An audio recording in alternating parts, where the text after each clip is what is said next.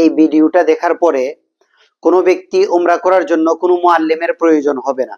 বিসমিল্লাহির রহমানির রহিম। আসসালামু আলাইকুম ওয়া রাহমাতুল্লাহি তাআলা ওয়া বারাকাতুহু। উমরার বিষয়টা নিয়ে অনেকে ভাবেন যে এটা হয়তো অনেক কঠিন একটা কাজ। তো আজকে আমার ভিডিওটা এমন ভাবে তৈরি করতেছি, এই ভিডিওটা দেখার পরে কোনো ব্যক্তি উমরা করার জন্য কোনো মুআল্লিমের প্রয়োজন হবে না। এই ভিডিওটা দেখার পরে আপনি একা একা মুআল্লিম ছাড়াই উমরা করতে পারবেন। উমরার মূল কাজ হলো চারটা।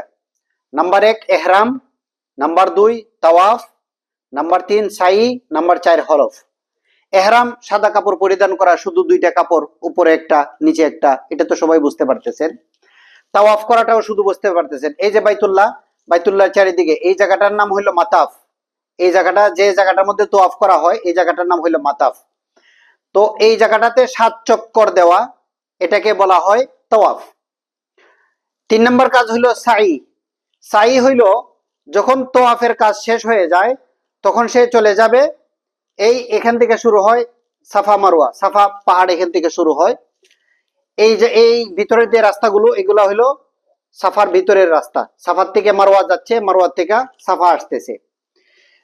এটা যাওয়া 1 চক্কর, আসা 1 চক্কর, এভাবে 7 চক্কর। সাফা থেকে শুরু হবে, মারওয়াতে এসে শেষ হবে, 7 চক্কর হয়ে যাবে। তাহলে আপনার সাই হয়ে গেল। সাফা এবং মারওয়াতে দৌড়ানোকে বলা হয় সাই। নাম্বার 4 হলো হলক। হলক মানে মাথা মুন্ডানো। কাজ শেষ, পুরুষরা মাথা মুন্ডাই ফেলবে, মহিলারা তাদের চুলের 4 আঙ্গুল পরিমাণ কেটে ফেলবে, এটাকে বলা হয় হলক। এই 4টা কাজের নাম হইলো উমরা: ইহরাম, তাওয়াফ, সাই, হলক। একজন মানুষ যখন প্রথম গিয়ে মাতাফে প্রবেশ করবে, যেখানে তাওয়াফ করা হয়, যেটাকে বলা হয় মাতাফ। মাতাফে যখন একটা মানুষ গিয়ে প্রবেশ করবে, প্রবেশ করার পর এই বাইতুল্লাহর ঘরের 4টা কোণা আছে। 4টা কোণার 4টা নাম আছে। এই কোণাগুলোকে শরীয়তের পরিভাষায় বলা হয় রুকুন। যে কোণার মধ্যে হজরে আসওয়াদ দেওয়া আছে, এটাকে বলা হয় রুকনে হজরে আসওয়াদ, হজরে আসওয়াদের কোণ। এর আগের কোণাটা, হজরে আসওয়াদের আগের কোণাটা, এটা হলো রুকনে ইয়ামানি। হজরে আসওয়াদের পরের নেক্সট যে কোণাটা, এটাকে বলা হয় রুকনে ইরাকি। 3 নম্বর যে রুকুন, এটাকে বলা হয় রুকনে শামি। 4 নম্বরটা হইল রুকনে ইয়ামানি। হজরে আসওয়াদের আগের যে কোণাটা, এটাকে বলা হয় রুকনে ইয়ামানি। হজরে আসওয়াদের যে কোণাটা, এখান থেকে সোজা বরাবর মাটির ফ্লোরের মধ্যে সবুজ টাইলস দেওয়া আছে, দাগ দেওয়া আছে, এবং মসজিদে হারামের উপর থেকে সবুজ লাইটও দেওয়া আছে। সবুজ লাইট দেওয়া আছে, এখান থেকে একদম সবুজ লাইট দেওয়া আছে, এখান থেকে তাওয়াফ শুরু হয়। একজন ব্যক্তি 1 চক্কর, 1 তাওয়াফ, দ্বিতীয় তাওয়াফ, তৃতীয়, এভাবে 7 তাওয়াফ। তাওয়াফ শেষ হওয়ার পরে মাকাম ইব্রাহিমের পিছনে দাঁড়ায় 2 রাকাত নামাজ পড়বে।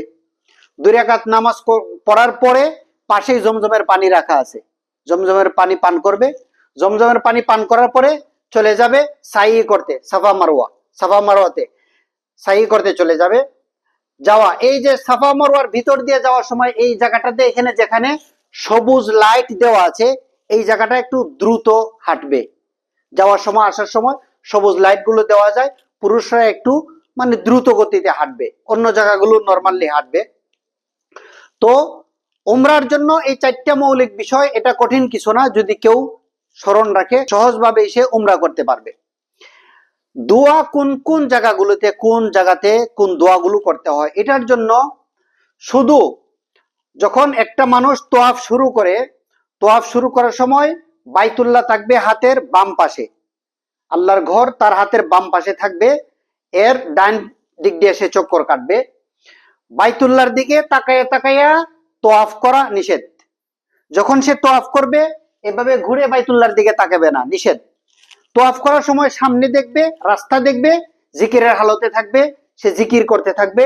যে কোনো দোয়াগুলো তার দিলে আসে, যদি কোনো কোরআন হাদিসের দোয়া মুখস্থ থাকে করতে পারবে, কোরআন হাদিসের দোয়া যদি মুখস্থ না থাকে, যে কোনো দোয়া বাংলাতেও সে করতে পারবে। এই হজরে আসওয়াদের কোণা থেকে রুকনে ইরাকি এই কোণা পর্যন্ত বিশেষ কোনো আমল নাই, জিকিরে ফিকিরে থাকবে। রুকনে শামি পর্যন্ত বিশেষ কোনো আমল নাই, জিকিরে থাকবে।